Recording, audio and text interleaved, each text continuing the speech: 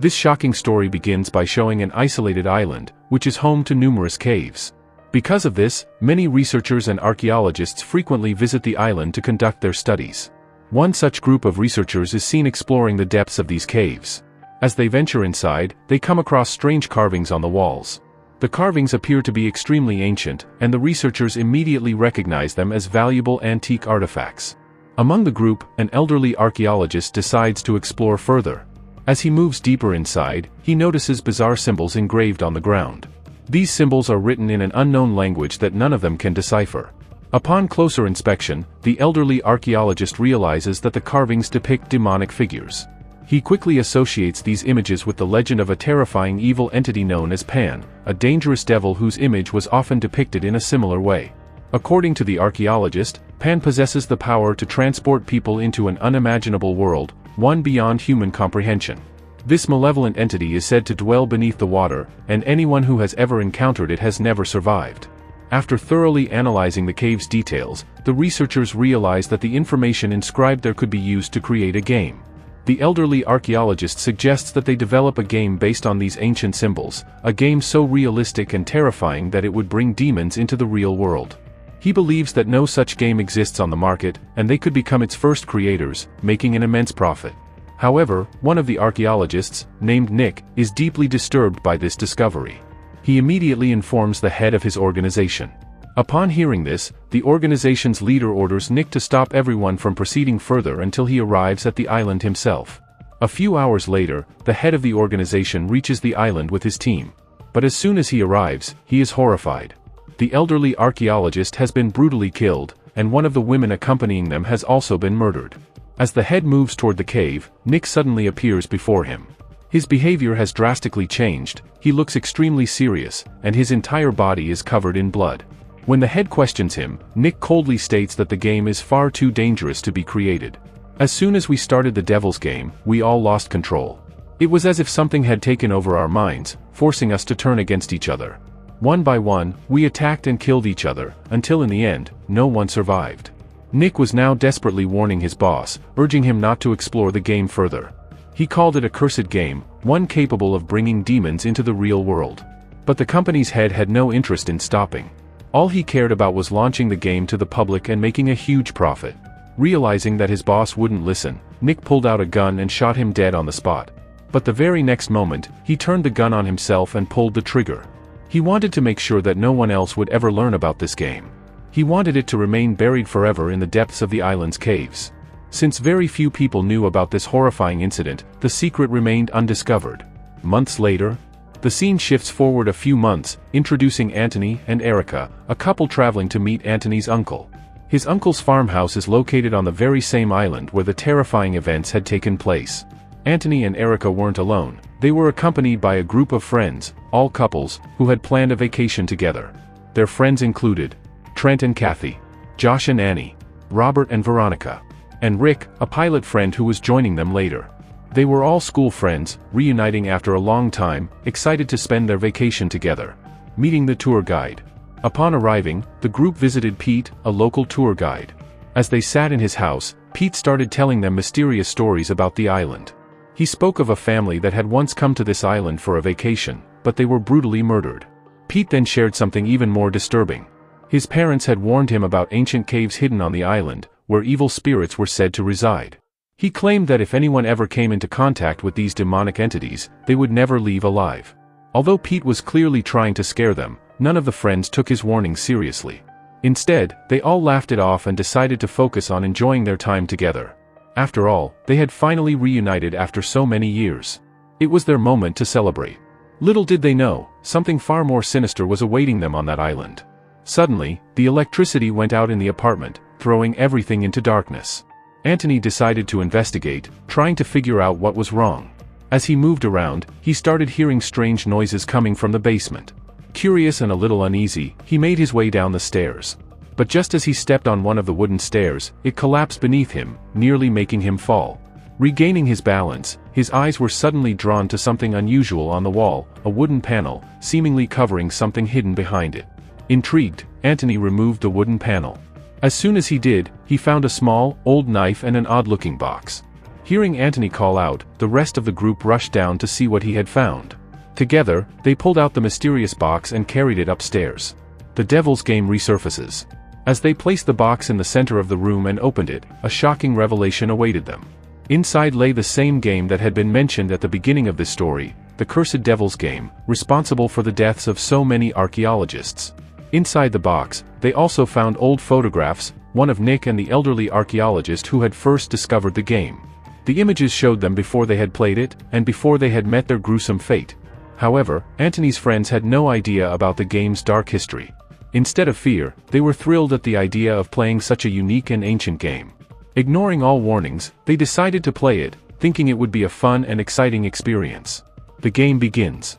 The rules seemed simple. Each player had to choose a character.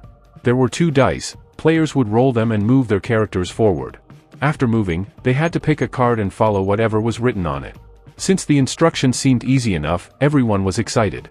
They couldn't wait to find out what kinds of challenges or tasks the cards would have for them. The box itself had eerie demonic markings on it, which made Rick try to spook everyone by talking about devilish curses. First roll, Trent's turn. The game finally started. Trent was the first to roll the dice. His piece moved forward, and he eagerly picked up a card to read it aloud. The card's message was strange. Speak out the deepest truth in your heart. Call out those who have wronged you. At first, it seemed harmless. But then, something changed in Trent's demeanor. Without warning, he turned angrily toward Robert, one of his friends, and started insulting him viciously. Something about the game was already changing them, and they had no idea what they had just unleashed. As Trent read his card, he couldn't hold back his resentment toward Robert. Robert had once been hired at his company only because Trent had recommended him. Over time, Robert climbed the corporate ladder, rising to a high position, while Trent was ultimately fired, and to make things worse, Robert took his place. Trent never even got a simple thank you from Robert for the help he had given. Now, with the game forcing him to speak his true feelings, he lashed out at Robert, expressing years of frustration. Robert, however, tried to calm the situation. Look, I understand, and I should have thanked you long ago. But what's done is done. Talking about it now won't change anything, he said. But something unexpected happened. Instead of continuing the argument, Trent and Robert hugged each other, finally burying their past grudges. For a moment, it seemed like the game was just helping them confront old emotions. The first glimpse of horror. But then, Annie suddenly gasped.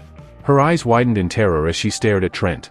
To her, his face had morphed into something demonic, his eyes glowing red, his skin looking cracked and monstrous, but only for a split second. As quickly as the terrifying image appeared, it vanished. Trent looked normal again, as if nothing had happened. The rest of the group dismissed Annie's fear, assuming she was just playing along to scare them. Rick's turn, a confession of guilt. Next, Rick rolled the dice and moved his piece forward. He picked up a card and read it aloud. Confess the guilt you've been carrying all these years. Rick's expression darkened. He turned to Kathy and hesitated before speaking. A few years ago, your brother's car accident. I was there, Rick admitted. Kathy's face went pale. She had always blamed herself for her brother's accident, but now Rick was revealing that he had been there too, and that he survived while her brother did not. I tried to warn him. I tried to stop it, Rick continued, his voice shaking. But I couldn't save him. A deep silence fell over the group. Kathy simply looked at him, her emotions unreadable. Finally, she sighed and sat back down, as if she needed time to process this revelation. Veronica's turn, a dangerous truth. Now, Veronica rolled the dice and picked a card. Name the 2 people you like the most. Without much thought, Veronica smiled and answered, Anthony and Trent. Her response seemed innocent, but it immediately caused tension. Erica and Kathy, the girlfriends of Anthony and Trent, instantly felt jealous. A dark feeling settled in the room. What had started as a game was now stirring hidden emotions and past wounds. Kathy's turn, a buried trauma. Next, it was Kathy's turn. She rolled the dice, picked up her card, and read the message. Reveal a painful truth, and forgive the one who hurt you. Kathy's hands trembled. Her eyes filled with tears as she looked directly at Rick. She took a deep breath and finally spoke a truth she had kept hidden for years. Back in school, Rick tried to force himself on me. I screamed for help, but no one came. The entire room went silent. Rick's face turned pale, and everyone else froze in shock. No one could believe what they had just heard. And the game had just begun. But Rick did not let go of her. Trent became furious with Kathy for not telling him about this earlier. Now, Rick was becoming the most hated person among the group because, up until now, he had not done anything good, and everyone was against him. Due to this, Rick became extremely angry and declared that he would leave first thing in the morning and never join them for a reunion again. Frustrated, he grabbed a drink and stormed outside. Meanwhile, the rest of the group continued the game. Annie rolled the dice and picked up her card, but everyone was left stunned when they noticed something strange. Her character was moving on its own. It was not powered by electricity, so how was it shifting by itself? The group found this incredibly fascinating and became even more engrossed in playing the game. Outside, Rick had consumed a large amount of alcohol when he suddenly noticed something at the window, an eerie, monstrous figure staring straight at him. Rick froze in shock, locking eyes with the creature. But in the very next moment, the figure vanished. Rick brushed it off, assuming he was hallucinating due to the excessive drinking, and walked off in another direction. Meanwhile, the rest of the friends had stepped out to spend time with their girlfriends, leaving Trent alone inside, still engaged in the game. As Trent continued playing, he suddenly started seeing strange visions within the game. These visions directly contradicted what Kathy had claimed about Rick. Instead of Rick forcing himself on Kathy, the scene showed that Kathy had willingly approached Rick, trying to get intimate with him. This revelation sent a wave of rage through Trent.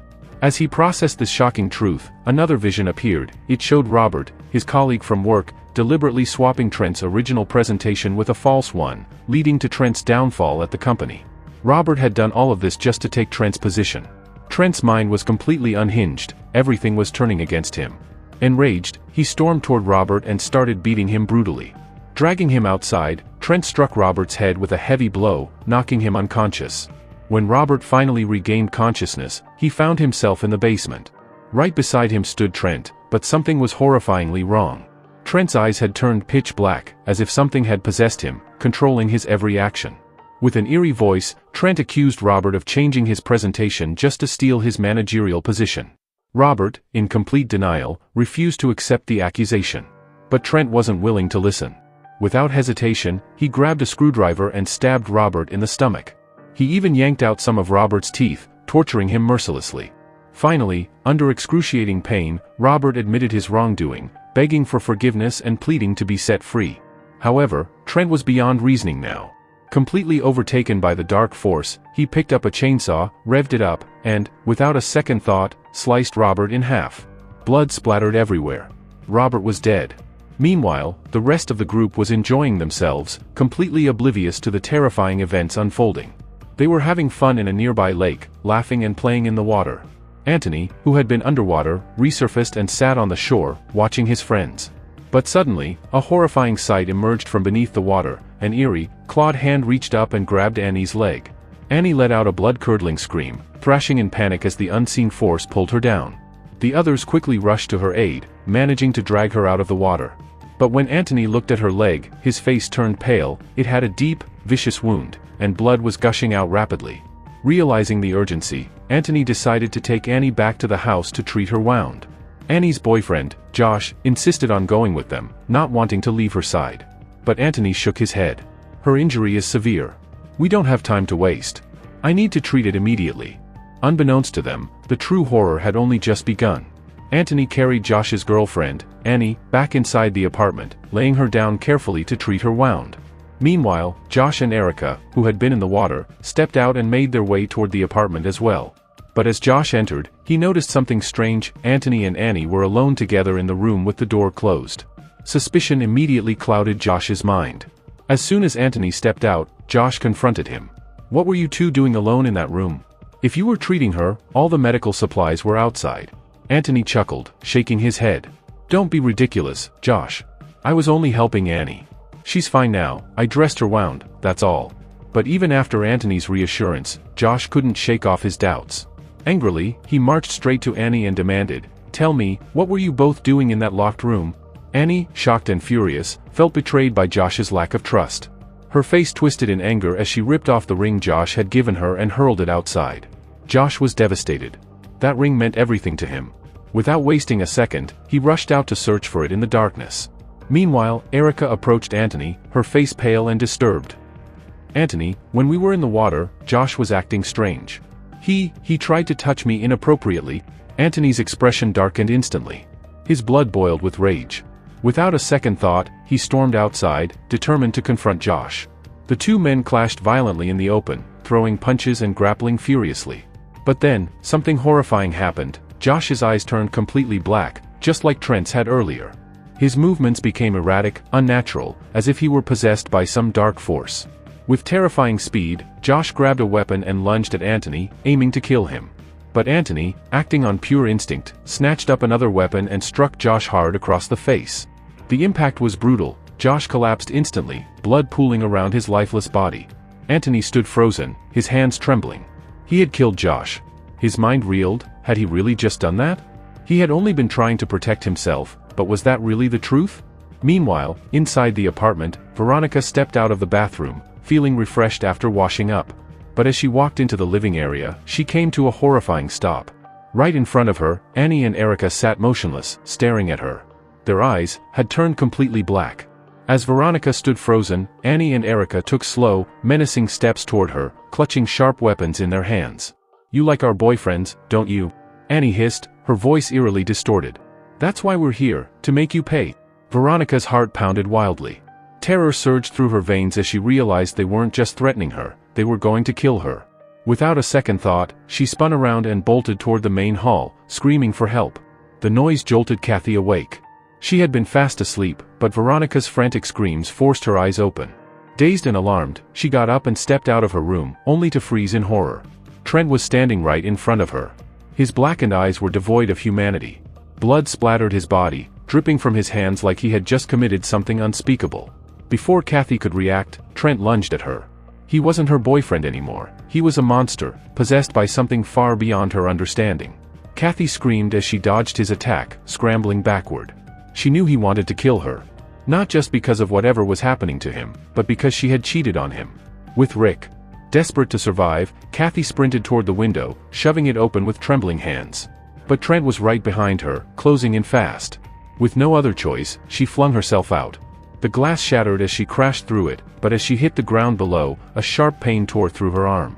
She gasped, looking down. Her hand had been nearly severed, blood pouring freely from the wound. But she couldn't stop. She had to keep running. Meanwhile, Veronica had reached a bridge deep in the woods. But she was trapped. From one side, Annie approached. From the other, Erica. Their soulless black eyes locked onto her like predators stalking prey. "No, please," Veronica begged, backing up against the railing. They didn't care. Together, they lunged at her. The night was filled with Veronica's final, blood-curdling scream. Kathy ran for her life, her injured arm throbbing, her vision blurred with pain and exhaustion. Just when she thought she couldn't go any further, she stumbled upon Rick. "Rick," she sobbed, grabbing his arm. "It's Trent, he's lost his mind. He's trying to kill me." Rick's face darkened. He knew something was horribly wrong. "We have to get out of here," he said, pulling her along. They ran toward a small boat at the lake's edge. But as soon as they reached it, Rick cursed under his breath. "The keys," he muttered. "They're still in the apartment." Kathy's heart sank. They had no way to escape. "Stay here," Rick ordered. "I'll get them." Before Kathy could protest, he was already sprinting back toward the apartment. As he entered, everything was eerily silent. He searched frantically for the keys, but they were nowhere to be found. Then, something caught his eye. The board game. The cards, they were all blank. Every single one. Rick's blood ran cold. Had there ever been anything written on them in the first place? As Rick searched the basement for the boat keys, he stumbled upon something that sent a shiver down his spine: Robert's mutilated body. It was sliced clean into two halves, blood pooling beneath him. The sight was so horrifying that Rick momentarily froze, struggling to comprehend what had happened. Meanwhile, on the bridge, Anthony arrived to find Veronica's lifeless body sprawled across the wooden planks. His heart pounded. Standing nearby, Erica and Annie stared at him with their eerie blackened eyes. "You killed Josh," Annie sneered. "Now, it's your turn to die." Before she could strike, Anthony reacted instinctively. With one swift motion, he grabbed Annie and shoved her over the edge of the bridge. She let out a blood-curdling scream before vanishing into the darkness below. Erica gasped in shock, but her expression quickly turned to fury. She lunged at Anthony, attacking him relentlessly. He tried to reason with her, but it was useless. She was completely possessed. Left with no choice, Anthony fought back, eventually overpowering her. With one final move, he ended her life. Kathy hid inside, her breath shallow as she heard Trent's footsteps outside. He was searching for her, a knife gleaming in his hand. She pressed herself against the wall, hands over her mouth, trying not to make a sound. The door creaked open. Trent stepped in, scanning the room, his blackened eyes scanning every corner. Just as he was about to find her, Rick appeared. "Over here, you bastard!" Rick shouted. Trent turned, rage flashing across his possessed face. Working together, Rick and Kathy managed to fight him off. Using every ounce of their strength, they knocked him back, sending him crashing into the water. They didn't wait to see if he would resurface. They had to get out. As they ran toward the dock, Anthony appeared before them. His hands clenched knives. His eyes were pure black. He was possessed. He charged at them, but before he could strike, a gunshot rang out. Pete had arrived just in time, gun in hand.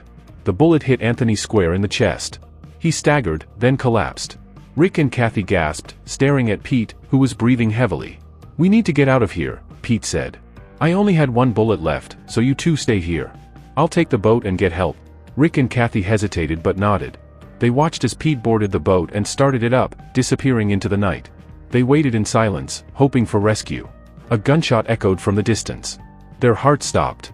Fearing the worst, they ran toward the dock. As they reached the boat, they saw Pete's gun lying abandoned on the deck. And when they peered into the storage area, something moved among the crates. Rick and Kathy were utterly shocked when they saw Pete's dead body. His body parts were being devoured by crabs, making the scene even more horrifying. They couldn't fathom who could have killed Pete in such a gruesome manner. Without wasting time, Rick quickly threw Pete's body into the water and started figuring out a way to escape. Rick desperately searched for the boat keys, but he couldn't find them. So, he decided to start the engine directly.